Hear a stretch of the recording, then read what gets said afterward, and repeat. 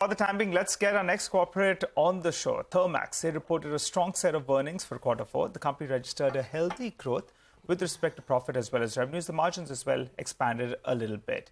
To understand what went on in the past quarter, what's the way ahead, we're joined by Mr. Ashish Bhandari, the Managing Director and Chief Executive Officer at the company. Hi, Mr. Bhandari. Good morning. Thanks so much for joining in. Well, I think when we spoke last, sometime in the past quarter, you were indicating that maybe the order inflows are petering out a little bit, particularly large orders. What's the scene right now? Are you seeing a prolonged slowness or is there a bounce back? And what does it mean in terms of revenues and margins for the coming year? That's FY24. Firstly, a very, very good morning to you and to all your viewers, Nigel, and thank you for having me on the show. You've asked three sets of questions, so I'll try and answer them one by one. On the outlook of large orders, I stay consistent with what I shared before. In the immediate term, we don't see as many large orders as we have seen in the past. And the quarter that went by is a good example. Last year, we had two very big orders, one from the refining industry, one from the power industry. And we have nothing of that sort this particular quarter that we closed. Yet, I think the kinds of orders we have gotten, we like the mix. Yeah, we like the base flow and the general strength that we are seeing all around us. So that part is good.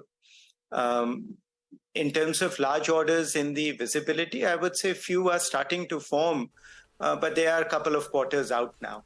Yeah, but there are some things that are starting to pick up.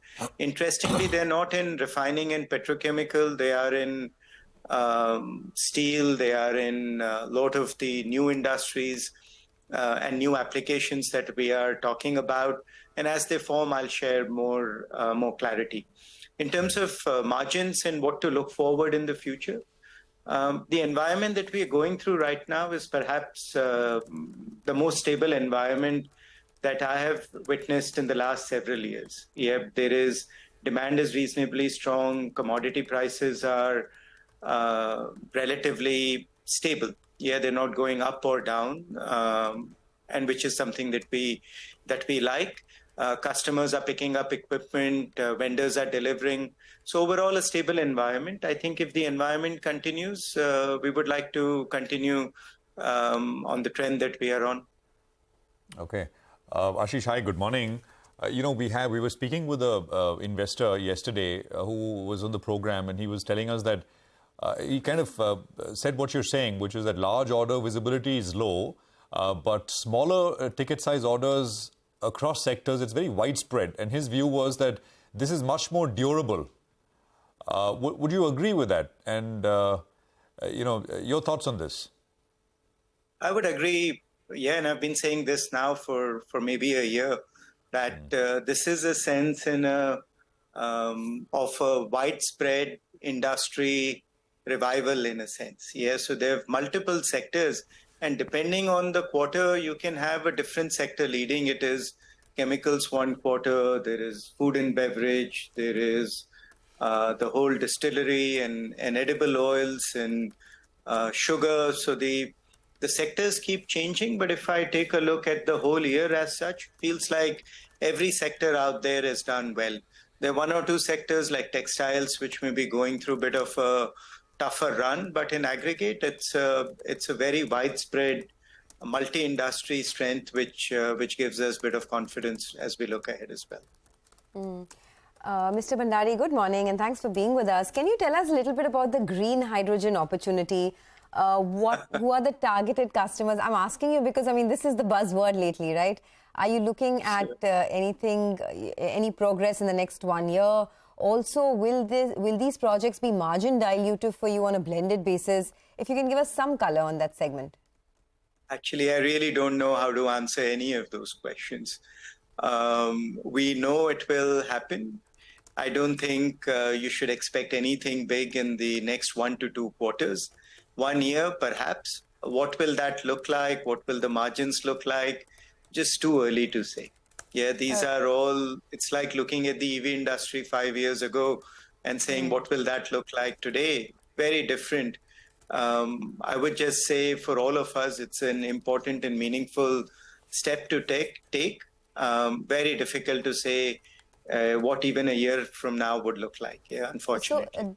So the reason I'm asking you is because, you are seeing a slowdown in your traditional orders, right, in the traditional business. So I'm guessing that the focus will now be on some of these newer verticals, whether it's green utilities, waste to energy, chemicals, etc. Which of the new segments could be a big business driver for you in the next 2 to 3 years? Okay, so I'll answer that question in two parts here. First, Thermax, maybe even before COVID, was more of a 6,000 crore run rate business. That is now something like 9,000 crores. So when we're seeing some amount of slowdown in our traditional segments, that slowdown is at a much bigger number than where we were previously. So it's a very different discussion in that sense. The question then is, what are we looking forward to so that we continue to be in this growth trajectory? And there we have a lot of new segments. Hydrogen is just one of them. But if you will see already, for us, biomass and everything relating to biomass has been propelling growth. Waste to energy, we have been investing extremely heavily. The whole build, own, operate models starting to get into solar in a lot more meaningful way. And then as we look forward, hydrogen would be one of those items. But there are several things on the growth side that are relevant to new energy. And this is without even touching water, where zero liquid discharge, effluent treatment, seawater RO, which is desal plants. So across the board, we see a lot of new trends and new technologies that our customers are asking for that we can provide from our portfolio. All right, Mr. Bhandari, let's focus on a couple of aspects then. Industrial products, industrial infra. Now, industrial products, as a percentage of your revenues, I think last year was around 40%.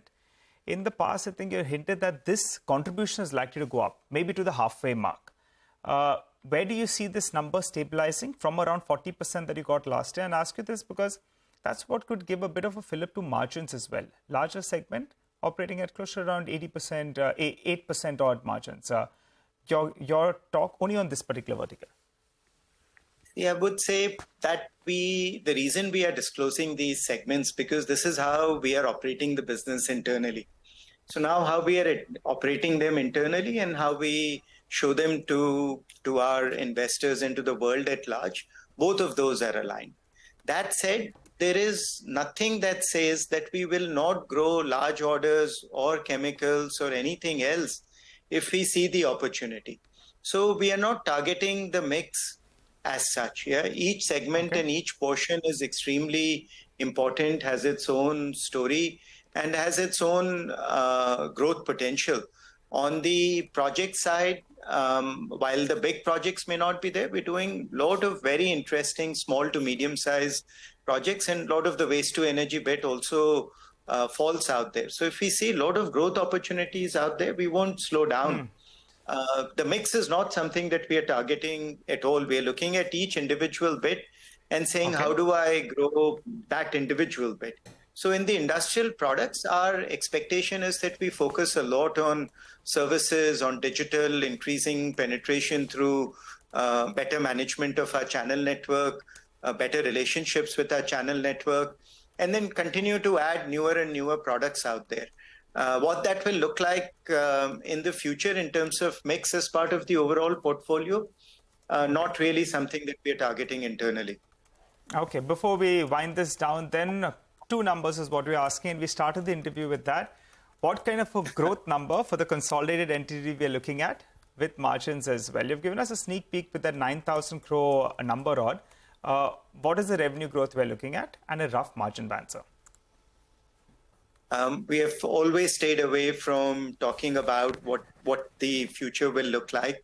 I think on the revenue side, our backlog, and that's always, if the environment is stable, that's a good judge of what our revenue number will look like.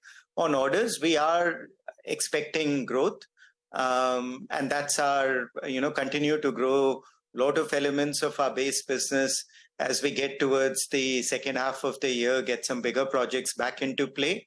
Meanwhile, build out some of these newer platforms that we have created. and all three Ashish, of them together continuing to keep us on the growth. 25% plus? I won't share any top line? specific numbers. Okay, you did over 31%, I think 23 over 22. Mid-teens? So, mid-teens, huh? Give us a hint. Give us a broad band at least, Ashish, before you go. No. We'll stay away because that's a very slippery slope you're taking me down. We tried. There's no recovery from that. So we'll stay where we are. Okay. I mean, you've learned well. But thank you very much, Ashish. Appreciate you joining in. But it's interesting and reassuring to hear that what you're saying is large ticket orders are not that many.